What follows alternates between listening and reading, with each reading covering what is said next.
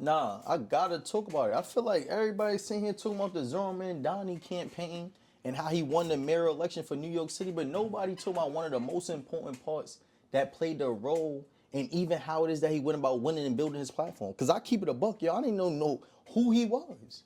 I'm like, who is Zohran Mamdani? I didn't actually take the time to invest in seeing like what he was talking about in his message.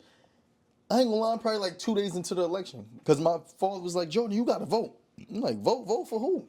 And I heard his name before, but I never took my time personally to like look at what he was talking about. Cause in my mind, like, I heard Democratic Socialist. I heard about that early in the year, but the two things was like oxymorons to me. Cause a socialism and democracy is two opposing systems in a way. Well, really capitalism and socialism. So when you said the democratic social, I'm like, nah, I don't even know what boy you talking about. And I never would think that somebody that would even label themselves to be a socialist would think that they could run and maintain or even obtain a position within America.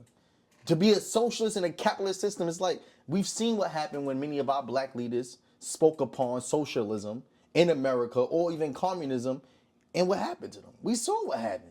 So when I heard that, I'm like, nah, ain't no way. But then I'll be honest to you, as I started getting closer to the day of the election, this was actually a name I started to hear. And I'm like, yo, nah, how did this individual gain the platform that he did? But I watched and I looked into through the methods that he used, and I said, oh, he's smart. He used the thing nobody else is talking about, which is social media. We have to acknowledge that social media, I'm going to say this, and whoever want to argue, debate, let's get into it. Social media picked our mayor. They picked Zohran. Zohran was picked solely because of the notoriety, publicity, and the platform that he built on social media. I'm willing to say that. I'm also willing to say that our president will also be elected based on how to use a social media platform.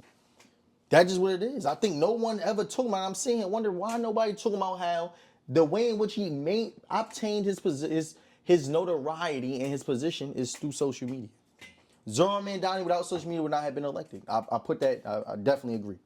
And the reason why I'm saying that, because we have to acknowledge that the most significant part of this election is not just that we have the youngest mayor within the last century, which Zohran Mamdani is for New York City at the age of 34.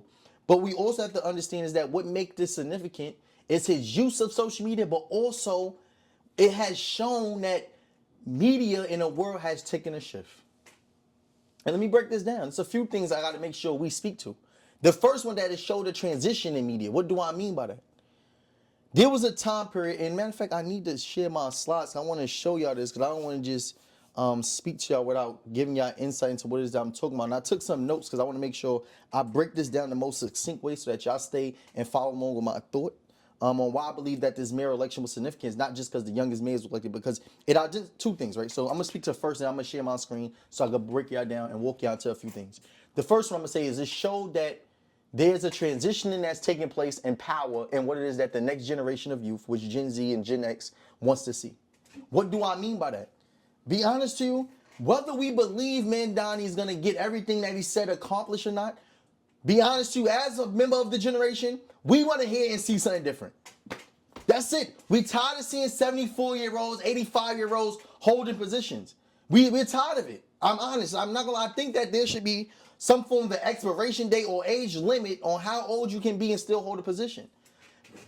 Word to mother, only because of this mayor election, that I even looked into like politics to the in depth, because I was a person that believed that politics couldn't alleviate us of the issues I'm trying to solve, but then I come to learn that politics play a role. And I'm saying, I looked at the senates for New York State. I was like, who are our senates? It's Christine Gillibrand, and then we have my man Charles Strumer.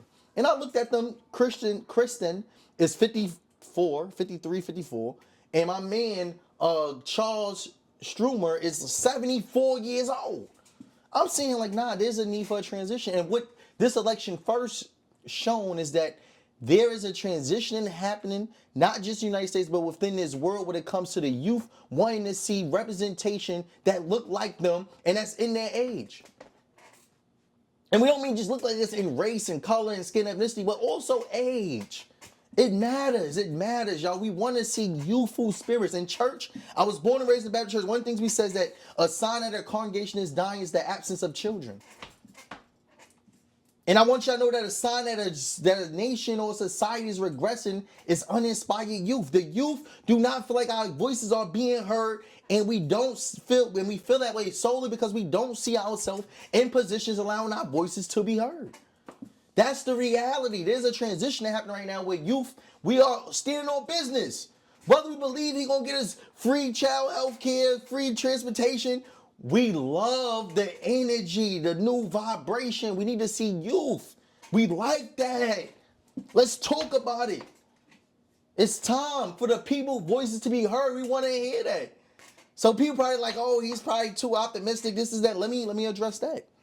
Whether we believe he's going to achieve everything, there's nobody that ever had a platform or campaign and was elected that achieved everything that was on their ballot. No one ever did that. So to hold him to that same criteria is that is unfair. Feel me? Because no politician we get say in history has ever got everything that they said done. So we don't expect them to get everything done. But we also not going to knock down and become pessimistic at the vision because we understand that the first step to having change is the belief that it can happen. And what we are starting to see is that the older generation has become so comfortable and willing to stay in a comfortability that they also allowed the world and the system to strip them of a vision. What do I mean by that? I'm starting to notice that the older, when I go speak to the people in my neighborhood and everybody else, they're like, nah, that can't happen here. That can't happen here. He's too young. He's just saying things that sound good. And I'm saying like, damn, you can see how a system has stripped some people of their hope, of their vision, and the ability to believe that change can actually happen. And as youth, and I say this all the time, I make this analogy just like slavery. I say the person that was on the plantation the longest does not mean that they the person that's the biggest asset. Actually, they may be the biggest liability because they're too privy to consequences. What do I mean by that? We talk about the Willie Lynch letter, all these different things, but no one ever talked about what the Willie Lynch letter was meant to do. It wasn't just to break down the strongest man. It was for the psychological conditioning of the children.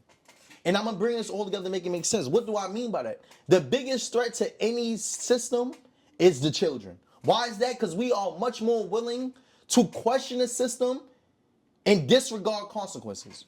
We like, F it. I don't care. They like, no, you shouldn't say that. Jordan, when you go to speak, be mindful what it is that you say. I'll get up there and say, no, I'm going to speak the truth. They're like, no, but some people don't want to hear that and may come at the expense of certain brand sponsorships. And I get up there like, nah, I'm going to speak.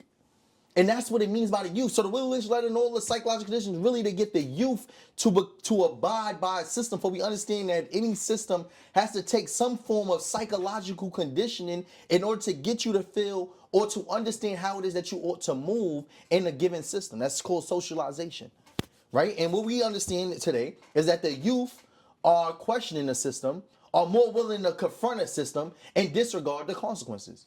We're willing to say the things that many people may believe but do not say because they care much about what comes at the expense of, in many regards, is the money. So what I want y'all to know is that we as youth are one of the most important assets to any system, but we also are a threat to most of them. Because with questioning comes people having to confront their normality. And what I've seen and I noticed, because even when I went to go vote, many people voted for Andrew Cuomo because they was like, we are familiar with him. We know what he's going to do. And some people rather take the choice of an unjust comfort zone than to go with peaceful or a different form of liberation. And I really want to get into that and break it down. And because I'm building my platform, I got to break this down. And I'm going to my second point and share my screen, y'all. But bear with me. What I mean by that, right? And this is in depth because I really wanted to get this messed off my chest. I started to notice that the hardest thing about liberating the people is helping them understand that liberation comes with a form of discomfort. And what I know is that people will rather be in known, uncomfortable, enslaved conditions rather than to deal with the discomfort that comes with liberation. And I could go further into that because I start thinking about the Bible and how the Israelites was led by Moses out of Egypt. And when there was a time period where they seen the soldiers of Pharaoh's army, they seen Pharaoh's army behind them, and the first thing he said to Moses is, did you bring us here to this desert to die? You could have just left us in Egypt. And this is exactly what I thought. There's some people that would prefer to stay inside of harmful, enslaved conditions rather than deal with the discomfort that comes with liberation. What do I mean by that? Because Moses eventually, had a conversation with God. God parted the sea. They walked through the Red Sea. The water flooded the Pharaoh's army. But before, like, they had various questions along this journey towards liberation that they even said to Moses that we would have preferred, and we told you to leave us back in Egypt.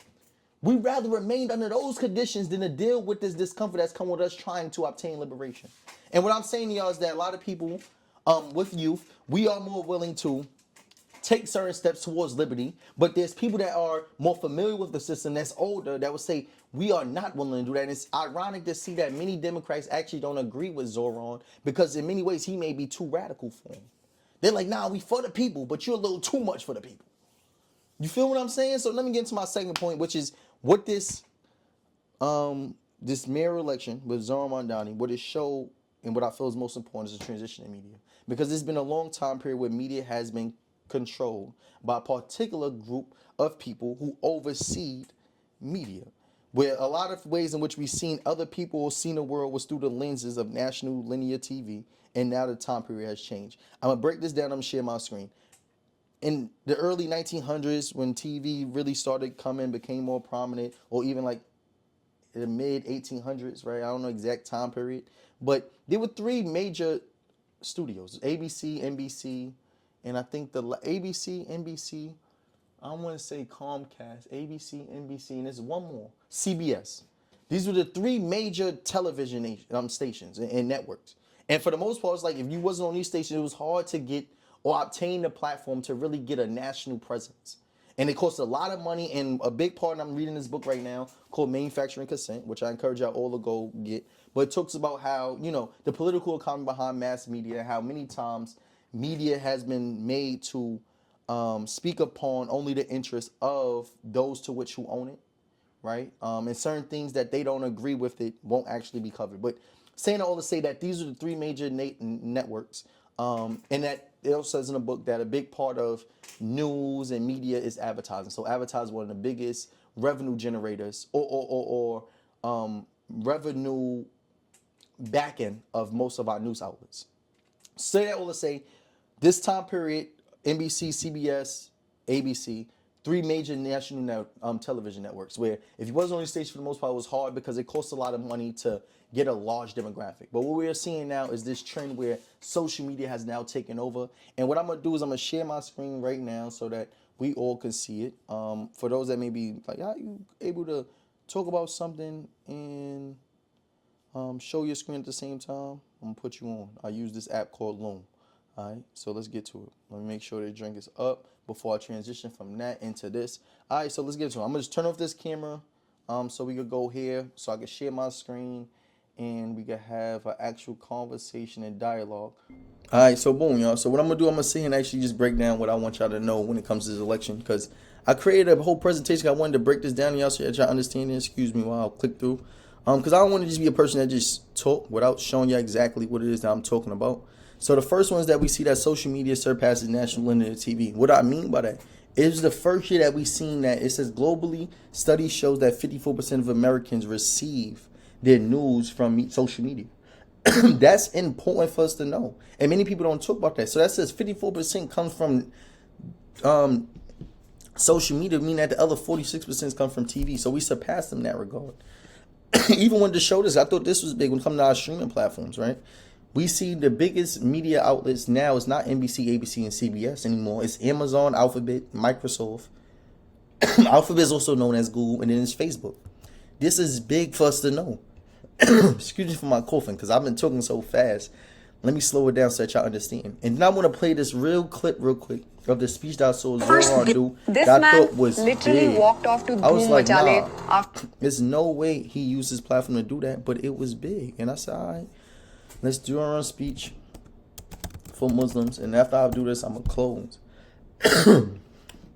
His beard proud and his face heavy with the implication of the unsaid. I had not learned the lesson that he had been taught time and again. It is the lesson that safety could only be found in the shadows of our city. That it is in those shadows alone where Muslims could embrace the fullness of our own identities. And that if we are to emerge from them, then it is in those shadows where we must leave our faith. These are lessons that so many Muslim New Yorkers have been taught again and again. And over these last few days, These are the lessons that have become the closing message of Andrew Cuomo, Curtis Sliwa, and Eric Adams. Yesterday, Andrew Cuomo laughed and agreed when a radio show host said that I would cheer another 9/11. Yep. So I'm going to stay right there, and then I want to go to another, well, I wasn't going to another clip, but simply him saying that. Sitting there and using his platform to vocally advocate for Muslims and they're being made to feel as if they needed to be invisible in the public eye in America. Him solely doing that turn him up on social media. Because we have never seen someone give a platform to those that are Muslim in America. And it's important for us to understand how, how media played a big role in him getting his platform. And then I'm going to say, last one is when he called out Trump.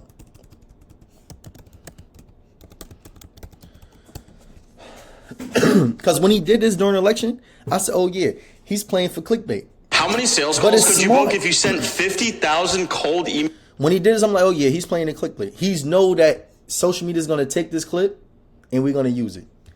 New course, rather than fleeing from it. We can respond to oligarchy and authoritarianism with the strength it fears, not the appeasement it craves. After all, if anyone can show a nation betrayed by Donald Trump how to defeat him, it is the city that gave rise to him.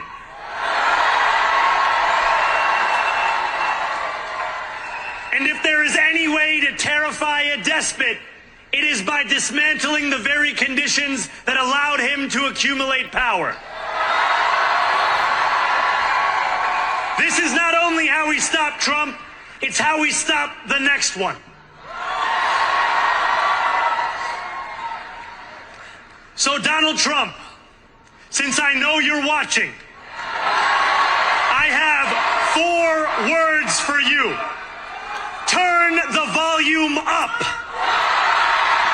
Alright, the moment he did that, I knew he was playing in social media. But it's smart that his team told him to do so because we understand how media works. And it is those little snippets that's going to generate a lot of views. And I'm making this video solely for us to understand how media played a big role in Zohran winning his election, but to know that there's a shift and transition that happening within media where we as youth obtain most of our news through social media. So now we are seeing how social media plays a big role not only in our electoral politics, but how it is that people obtain and maintain their platforms. So I just ask us to play more and be more attentive to how we see social media being used for not only can it condition, but also be used to empower and get a message out that we have never heard before that the youth want to hear. So let's turn up.